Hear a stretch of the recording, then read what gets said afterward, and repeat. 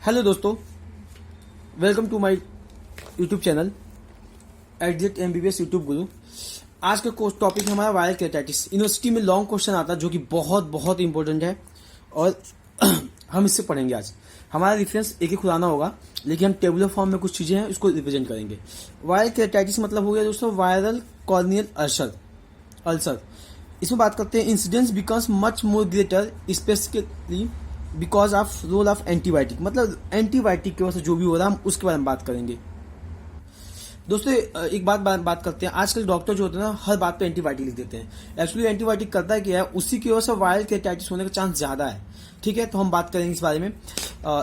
Eliminating the pathogenomic bacterial flora. ठीक है, ये क्या करता है एंटीबायोटिक, पैथोजेनिक बैक्टीरियल फ्लोरा को क्या करता है, इलिमिनेट कर देता है। इसकी वजह से इसका चांस बढ़ जाता है। आ जाते हैं मोस्ट ऑफ वायरस अफेक्ट। आखिर में वायरस अफेक्ट करता क्या है, epithelium of conjunctiva and cornea. Conjunctiva cornea को वायरस इफेक्ट कर देगा इप्थिलियम को, तो हमें वायरल केराटिटिस चांस बढ़ जाएगा। ठीक है, कॉमन वायरल इन्फेक्शन कौन कौन से होते हैं।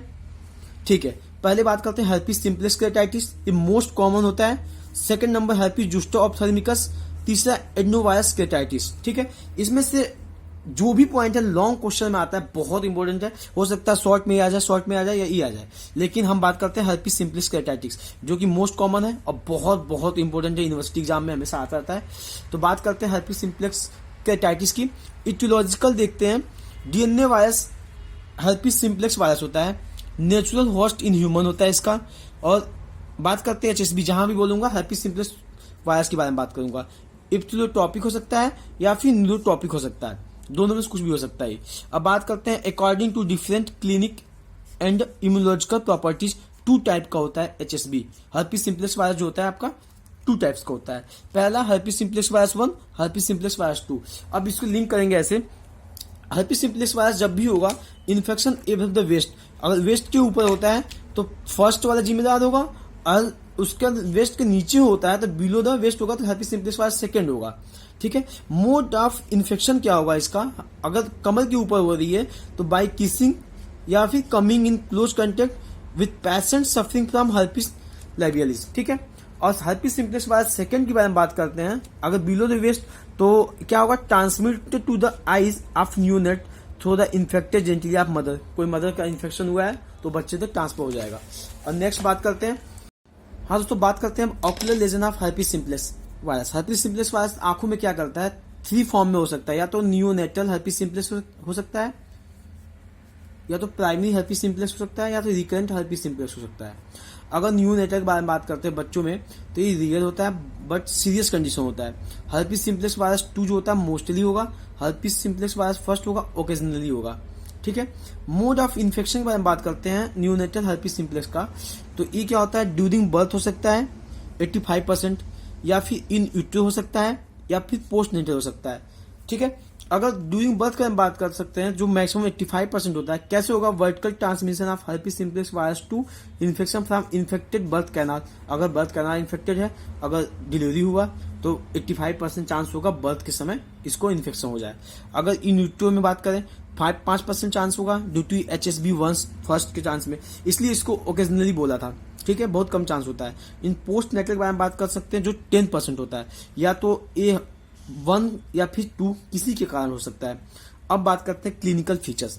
क्लिनिकल फीचर में बात करते हैं नियोनेटल herpes simplex। मैं 3 चीज बोला ना, फर्स्ट सेकेंड थर्ड। एक जन में यही बात लाइनिंग में लिखा है जो कि बहुत कठिन है समझना। अगर टेबल फॉर्म में समझते हैं तो पहले नियोनेटल herpes simplex के बारे में बात करते हैं। अब हम इसका क्लिनिकल फीचर्स देखेंगे जो कि 3 फॉर्म में हो सकता है।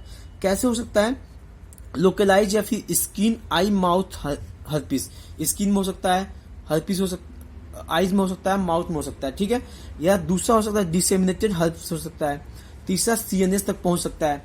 तो ऑक्यूलर लेजन सीन, अगर SEM बात करते हैं, स्किन आई माउथ herpes, तो क्या क्या इंक्लूड करेगा, तो मैंने ऐसे याद किया था CCOKIC। तो CCOKIC में पहला C से क्या होगा, कैटरेक्ट हो सकता है, दूसरा क्या हो सकता है, कोलिरेटिनाइटिस हो सकता है, तीसरा क्या हो सकता है, O से ऑप्टिक न्यूराइटिस हो सकता है, CCOK। ठीक है, और K से केराटिटिस हो सकता है, ओके हो गया।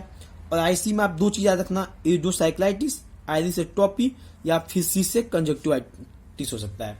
ठीक है, अब बात करते हैं हम आगे। अभी तक हमने देख लिया सर दोस्तों न्यूनेटल देख चुका हूं, अब प्राइमरी हर्पिस सिम्प्लेक्स बारे में बात करते हैं। ये वाला जो पॉइंट था अपना प्राइमरी बात करते हैं। तो प्राइमरी ऑकुलर हर्पिस के बारे में बात करेंगे तो ये फर्स्ट अटैक होगा। अब होता क्या है इसका pathology, typically occur 6 month to 5 years of the age in teenage. बच्चों में होगा प्राइमरी फर्स्ट टाइम अटैक होगा 6 मंथ टू 5 ईयर के बीच में, ठीक है। 0 to 6 मंथ में बात करते हैं प्रोटेक्टिव। अब सोचिए आप अगर 6 मंथ से 5 साल के बीच में अटैक हो चुका है तो 6 मंथ के पहले कैसे बचेगा बच्चा? तो बचने का चांस होता है प्रोटेक्टेड बाई मदर का एंटीबॉडी जो होती है उसको बचाती है। कैसे बचाती है? एंटीबॉडी पास करती है फ्रॉम मदर एंटीबॉडी, ठीक है, वो बचा लेती है बच्चे को। अब क्लिनिकल फीचर्स के बारे में बात करेंगे तो प्राइमरी ऑकुलर हर्पिस में क्लिनिकल फीचर्स क्या होगा? 3 पॉइंट कवर करेंगे। या तो सिस्टमेटिक फीचर्स हो सकता है, या तो स्किन लेजन हो सकता है, या तीसरा ऑकुलर लेजन हो सकता है। अगर सिस्टमेटिक फीचर्स के बारे में बात करेंगे तो माइल्ड फीवर होगा, मेलाइज होगा, लिम्फोडिनोपैथी हो सकता है, लिम्फोडिनोपैथी हो सकती है, सीवियर मॉर्बिडिटी हो सकती है। ये क्यों होता है मॉर्बिडिटी? कोई बच्चा है ना, अगर मल्टी फेल सिस्टम फेल हो गया तो उसकी डेथ हो जाएगी। क्यों? बच्चे की बात कर रहे हैं। और फैटल होगा जब इंसेफ्लाइटिस के, अगर इंसेफ्लाइटिस हो गया तो मौत तो निश्चित हो जाएगी, उसके चांसेस बढ़ जाएंगे। तो आप ऐसे याद कर सकते हैं सिस्टमेटिक केस में कोई बच्चा है, ठीक है, वो बहुत छोटा बेबी है, हम एक्चुअली 6 मंथ टू 5 ईयर्स के बारे में बात कर रहे हैं।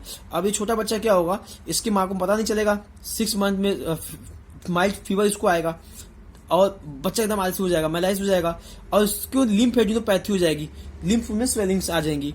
और क्या होता है कि जब इसके मल्टीपल सिस्टम फेल हो जाएंगे तो इस बच्चे का मौत का रीजन यही बन जाएगा, ठीक है। और जो अगर ये इन्फेक्शन इंसेफ्लाइटिस में कन्वर्ट हो गया, इंसेफ्लाइटिस से पहुंच गया, यहाँ से कहीं इन्फेक्शन होगा पहुंच गया तो क्या होगा? फैटल हो जाएगा, ठीक है। अब बात करते हैं सिस्टमेटिक फीचर्स। स्किन लेजन में क्या होगा? अगर आप बच्चे को देखोगे ना तो इसमें वर्टिकल लेजन होता है क्या वर्टिकल लेजन? ये बच्चा हो गया, छोटा बच्चा। अब क्या होता है कि सबसे पहले इसका जो ना फेस होगा यहाँ पे फिर दिखेगा आपको, ठीक है, फिर फेस पे होगा, लिप्स पे आएगा, तो इसके धीरे धीरे आईलिड होंगे, इस पे दिखेगा, मतलब जो भी होगा इसके फेस पे वर्टिकल हो रहा है, ठीक है, आप देख रहे हैं। और साथ साथ में पेरी ऑर्बिटल रीजन इसके आंखों के आसपास होगा, उस रीजन में देखने को मिलेगा, लेजन मिलेंगे और लिड मार्जिन दिखेगा।